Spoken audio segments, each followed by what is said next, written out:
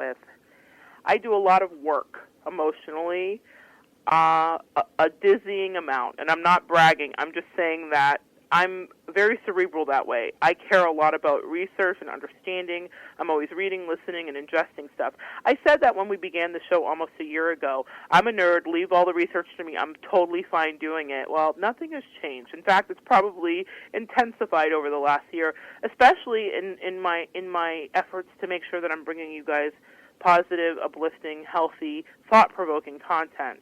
That doesn't just come. It's something that I think about, and I pray about, and I do automatic writing about, and I meditate about. I spend a lot of time figuring out how to be balanced, because I find that I'm so much more productive when I'm in touch with myself and grounded, like Oprah says. And I have my own things that uplift my spiritual energy, and I have people that I listen to, and I seek out astrologers, and I do all kinds of things. But those are my practices, and not everybody's practices are the same.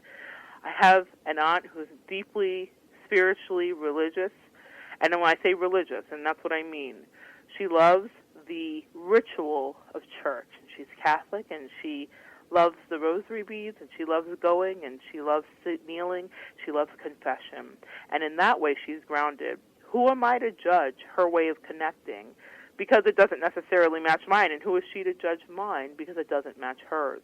She doesn't get what I do to my family. I'm kind of a strange person. I'm very much like no one in my family. You hear of people that come from generations of readers and psychics and things like that. That's not what I am. I don't know. This is some past life stuff, I would assume, for me. But for my family, they don't get it, but they love me and they accept that I do work. And I tell her, you love what you do. Sweet aunt, you love what you do. And so this is how she grounds herself. That's why I tell you about this. And I make no bones about it. I think it's beautiful because she finds peace and solace and connection to the universal source in that. And for someone else that's Buddhist, it will be another thing. Or someone else that's a Muslim, it's another thing. The important thing, which brings us right back to the beginning of the Tao, what is your natural order? And that's what Oprah recommends, is knowing what your natural order is and tapping into a way to uplift your spiritual energy and feed and nourish yourself. She has a show called Super Soul Sunday, so for those of you that, if Oprah's your jam, you could tune in. For some people, Oprah's not their jam, so they're not going to tune into that. But there are so many thought leaders in the world that are raising vibrations, and you can find them everywhere. We are in the information age. What a blessed time to be alive. At the literal Google, you can find whatever ideology, whatever idea, whatever spiritual practice that you'd like to learn about at your fingertips. So I suggest you know what that is for you, because it will help you. It will be the rudder that guides you through life, okay? Number 6, Oprah says we all want to be heard and pay attention and have someone validate us and have someone pay attention to us. She advises to listen fully to others as you would have them listen to you. It sounds like some golden rule stuff there. Do unto others as you would have them do unto you. But this one changed my life, and it changed the way I do my readings. It changed the way that I'm a friend. It changed the way that I am a debater. I remember being in semantics and logic in school, and even listening to Oprah then was changing the way that I would enter into a debate with my peers in the classroom, because I was listening to their arguments. I was listening to their reasoning, and I listen. And this causes good things in my life, like people coming up to me in the grocery store and telling me their life story. As a lot of energy workers will talk about, that's a phenomenon that happens. People just gravitate to you because they know that you're doing work, and they want to be around that. But I also make people feel heard. I really listen. Even if I disagree vehemently, I listen, because I never know what I'm going to learn. And I'm excited about learning, and I'm excited about that exchange. That's my natural inclination. For everybody, that doesn't come naturally, but it doesn't mean that it's not a skill set that you can't develop. When you're having an argument with someone, guys, what they're wanting is for you to listen to them. They want you to validate their point, even if you don't agree. Yes, I understand why you don't want to put the cup over here and you want it to the left and not the right. You may think it's ridiculous because there's a leak and you have the cup there for a reason. But they want to know that you get why they're saying that. You can make an enemy a friend, or a foe an acquaintance, if you really listen. One of the best lessons she ever taught me is number 6. and it's changed the way that I carry myself, period, in the world. And I get feedback from people, from my clients, from friends that are like, this is a great reading, and it's the best reading I've ever had. I'm not doing anything magical. What I do is I make them feel heard. Sometimes we're so busy giving information and our perspective and what we want you to know that we're not truly listening. One of my favorite quotes is by Maya Angelou, and it talks about people will forget what you said or what you did, but they will never forget how you made them feel. If you make them feel heard, you have gained someone that will respect you and will come back and will feel like you really care about what's going on in their life. It's a magic trick that's not so magic. So listen. And remember that sometimes in those moments when you're frustrated and sad in an argument, what you want is to be heard. So give someone else what you want and watch it come pouring back in that circular motion Oprah talked about in regarding to the laws of physics. For every action there is an equal and opposite reaction. It will come back to you. Someone will listen to you. Truly listen. Number 7, pay attention to your life because your life is your greatest teacher. Oprah has these classes called Master Class, where she has people of all walks of life, from comedians to actors to singers to musicians and great people, authors, Bill Gates. I can't think of all the people, but she has them come on and do essentially the Tao of them, the way of them, how they went through their life to get to where they are and what lessons they learned.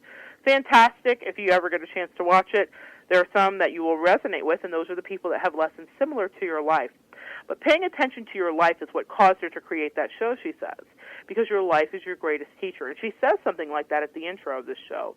Everything that's happening to you every day, your joys, your worries, your fears, everything that is happening inside of you is trying to take you home to yourself. I love that. It's trying to take you home to yourself. And when you're at home with yourself, you are solidly there connected to whatever you're anchored to. And then, it is only then that you're at your best. You have to be at home with yourself. This was such a great lesson for me as I was doing readings for many years, working parties and charities and different events. And I had people, well-meaning people, like we talked about at the top of the show, who advised me to become a character, like a Miss Cleo character. Now, I happen to be of West Indian descent. I could probably pull off the accent. I happen to wear head wraps sometimes just because I like to when my hair is in an afro. So there are parts of me that are the caricature because it's part of my culture, and that's what she was doing, was borrowing from the culture to create a caricature. However, that is not who I am all day. I'm more apt to wear a little bling than I am a head wrap every day, and if my head wrap's on, it's got bling in it. So that's who I really am, and I was very uncomfortable with these people advising me to further my career by becoming this lovable character. Well, I'm Monette, and that's all that I can be. And sometimes that comes with truth, and sometimes it comes with too many words. Sometimes it comes with great advice, and sometimes it comes with egoic delusion because I'm human. But I couldn't be something that I wasn't. And I think that this is so important to be home with yourself because whatever your platform is, like our friend that had the car wash, he couldn't be a banker. He had to be who he was. And in that moment, who he was a car wash guy with a big heart. And that was more than enough for our community. He was so loved. He's so loved. He still lives. He's so loved because he was just kind. He didn't try to put on some schmaltzy accent. He didn't try to do anything else. He just was who he was. So, and here's the truth. You can only hold your breath for so long. So if you're sort of pretending and putting on airs and posturing, you will be found out. I couldn't be that character Monette that they wanted me to be, even though they meant well.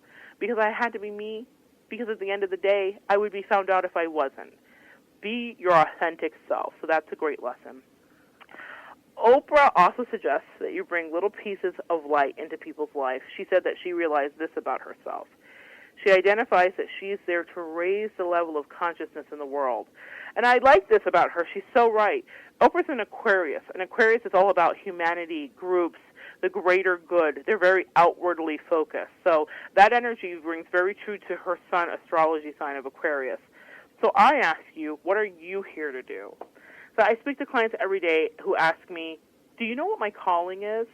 And I always tell them that no matter where you are responsible for the energy that you bring into the room. And this is something that Oprah said to me for many years, not directly to me, but through my TV, y'all, okay?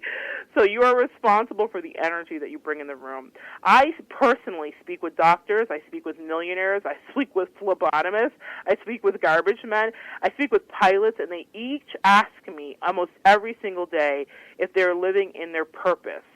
And so I think that's really powerful.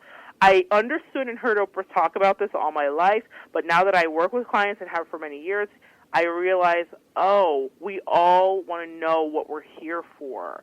She said it, I heard the shows, I read the books, but now I hear it in the voices of the people that I work with.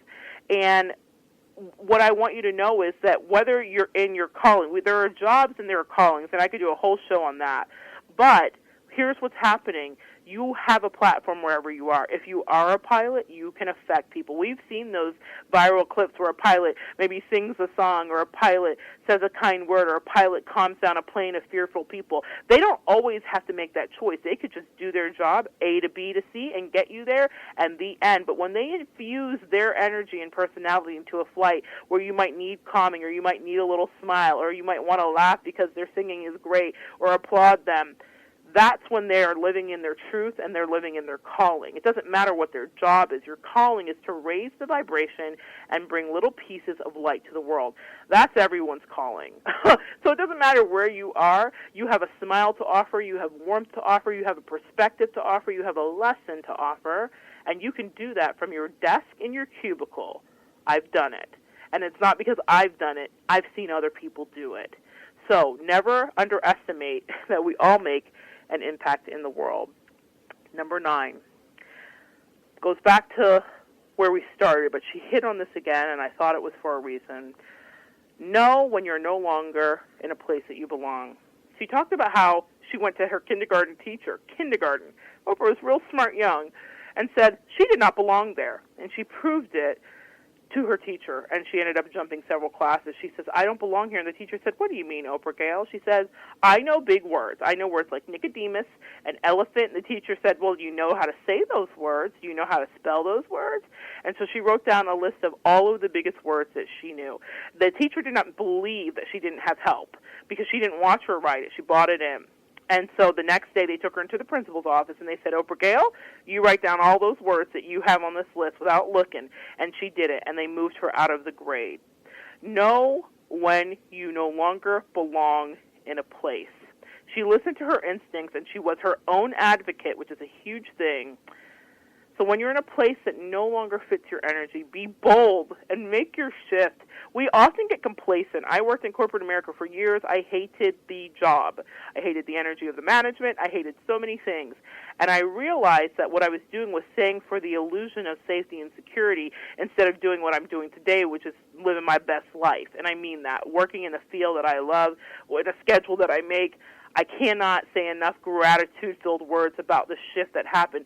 But I had to be very uncomfortable to make that shift. It was created from contrast. Trust me, it wasn't all lollipops like, oh, go be a reader now, I'm a wonderful person. It wasn't that at all. It was very uncomfortable because I was fearfully hanging on to a thing, and I knew I didn't need to be there anymore, and I knew that I was evolving, and I knew that it was time to move on, and I didn't want to let it go. Don't be me. Know when it's time. Be Oprah. If you can, embody some of these principles and be bold and say, I don't belong here anymore, and take your life in your hands, because it's so much easier that way, guys, with the wind at your back, instead of you gripping, white-knuckling for dear life to hang on to something that no longer fits you. That's a fantastic lesson. She says, know that there is a supreme moment of destiny that awaits you. I love this. 25 years into the Oprah show, Oprah knew she was done. She knew she was done 20 years in. She hung on, thought, white knuckles, I won't let go. But she knew she had to move on. But Oprah understood that in our culture, we value fame and the cachet that comes with it, she says.